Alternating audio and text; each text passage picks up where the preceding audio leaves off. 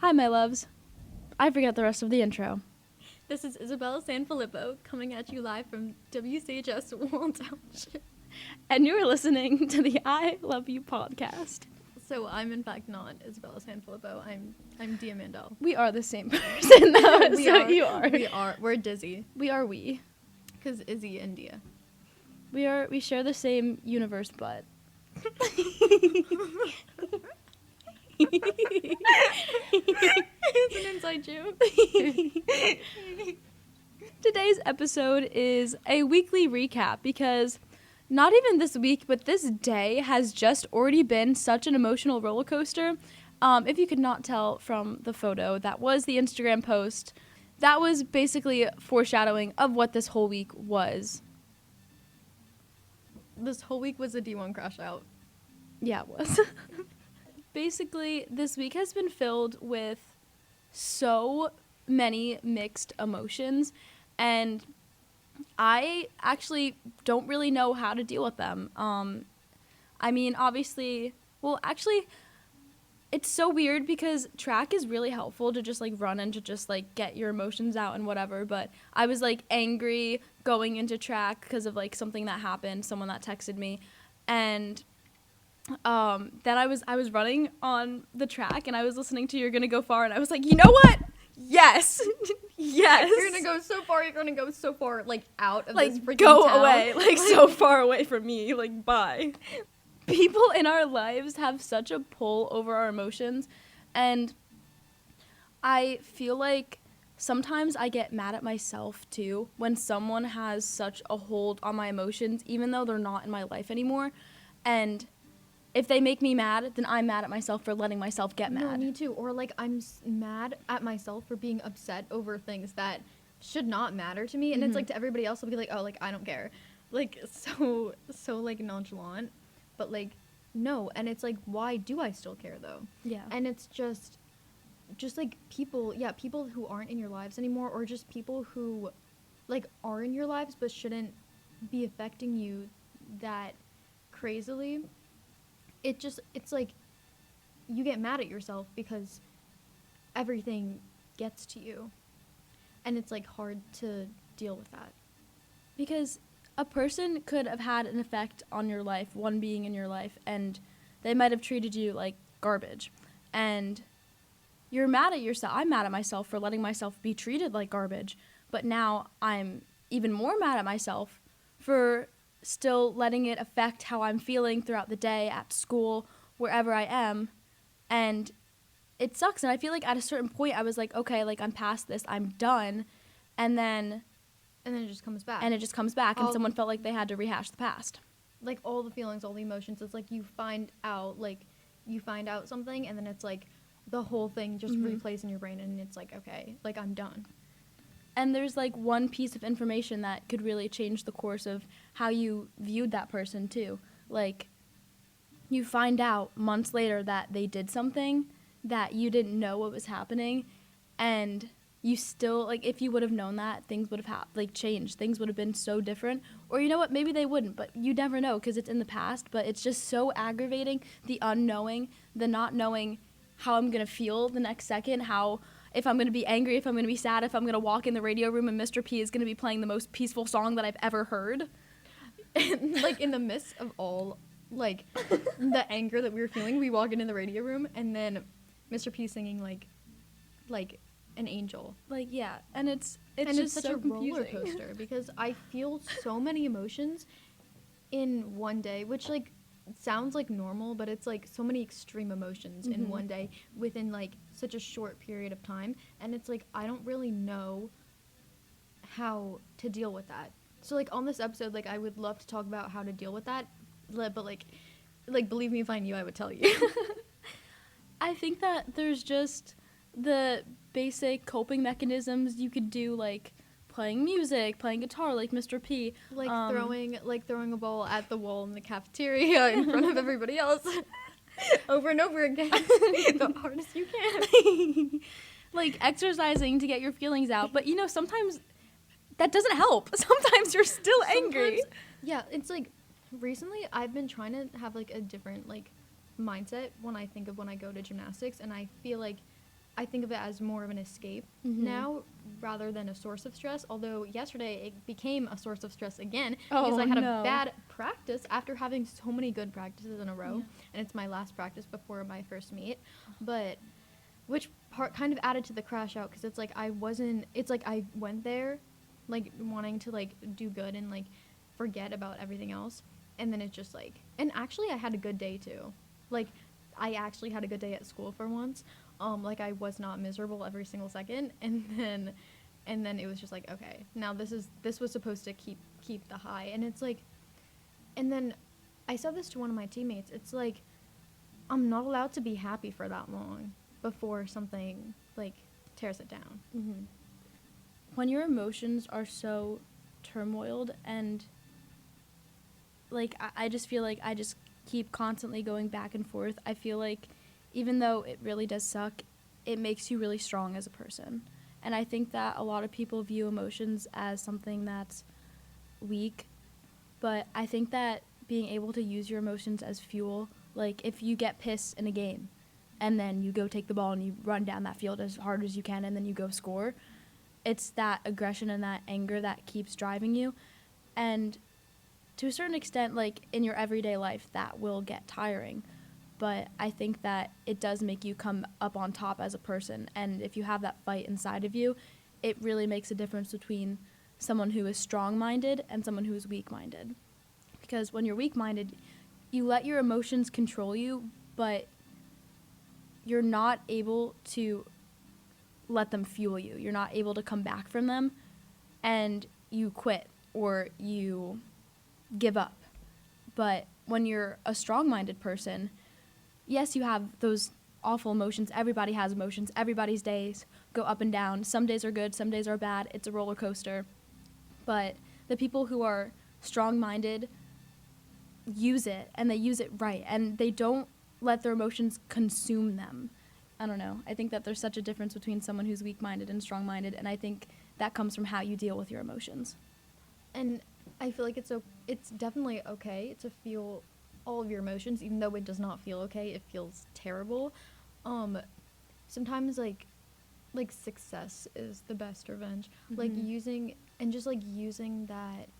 Not even if you want revenge. That was just like success in general.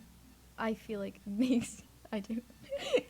I'm trying to be relatable. Like if you don't want revenge, that's okay. But You do you, girl. you do you. So proud of you, but I'm never nonchalant. I'm never nonchalant. I don't have a nonchalant bone in my body. That is, neither do I. We come from the same body, the same universe, but being successful and just like even if it's like a really bad day, just still trying to work at it, to work at things in the long run, if that makes sense. And so when you get there, it's like, okay, like all of my pain, all of like whatever emotions I was feeling, whatever roller coaster of days that I have, it all led to something. And what I was saying before about how it's like I'm not allowed to be happy for that long, and I feel like that a lot. Like sometimes I'm really happy for a while, and I'm like, okay, and then it's like I feel like something is going to happen. It's like there's like impending doom, and I can feel it because I'm not allowed to be happy for that long. But I feel like we live life for those happy moments. Yeah. And I think that I hope that eventually they last longer than the D1 crash outs. So I feel like just like hope. yeah.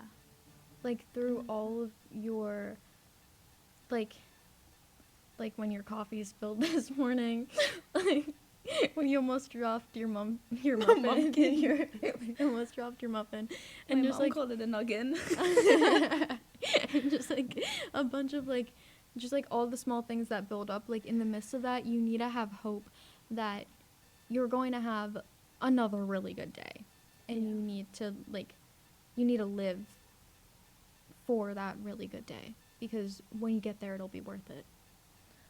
Unfortunately, I think that in school, I'm constantly living to get to the next day and just to get to the weekend, because I think that that analogy can be kind of used. Like, you have to get through the week, you have to go to work, you have to go to school, you have to do all your stuff, and then you get to the weekend, and then that's your you time, and you can spend that however you want. And I think that's kind of almost life. You have to do the stuff that you don't want, you have to work, you have to do all this stuff, but there is happiness, and that happiness is the weekend. But it's like, in the midst of that work that you have to do, there are certain things that bring you joy. Yeah. And I feel like sometimes why it's so hard to be like, oh, just get through the weekend and it's the weekend, is because, well, I don't really want to be just existing. Like, I want to be Mhm. living my life. And so I feel like after you kind of calm down, it's like nice to think about things that you appreciate. Like, Yeah. I'm thinking about like flashbacks from today. Like, I loved throwing that ball against the too. cafeteria really angrily, over and over again. I love doing that with you. I love just being with you guys, and Yeah. that makes my day nice. When I have, like, Yeah, I was gonna say, Becky, like, I loved ranting to you. I love ranting to you too, Izzy. Like, there's just like in the midst of everything, there is that bit of happiness, that bit Yeah. of laughter. But in the midst, because because because we're still crashing out. By the way, don't let this fool you. sometimes it's really hard to let the people who have wronged you stop being in control of your life and stop being in control of kind of how you feel. And to a certain extent, I feel like they might always have some sort of effect on you, but with time, I think that it probably gets better and it doesn't mean as much. But we're all human, it happens. And I would love to sit here and say that I rose above it or this and that. I want to rise above it, but I think that's something that really just takes time. And if you're really concerned about someone who is making you upset or is trying to get a rise out of you, there's ways to handle it. Tell me what they are, because I feel like it's important to know that like those people should not have an effect on you. Like, those people shouldn't dictate your emotions like that, and to just remind yourself that you are so much more than what they made you feel Yeah. or what they did to you. But you can know that as you're feeling all these emotions of like anger and like sadness and regret and hate. You should recognize that certain people are not worth your time while they're using your time because they're making you feel all these emotions, and that is fine, because at the end of the day, you still have your morals and your sense of self and your dignity.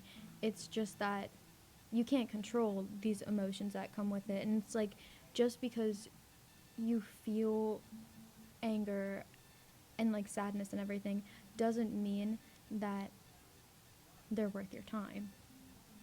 Like, like, even if they are like using your time, and even if they still have that effect on you, that doesn't make you weaker. And I feel like something that I struggle with is feeling like when that happens, I feel like I'm a weaker person for it.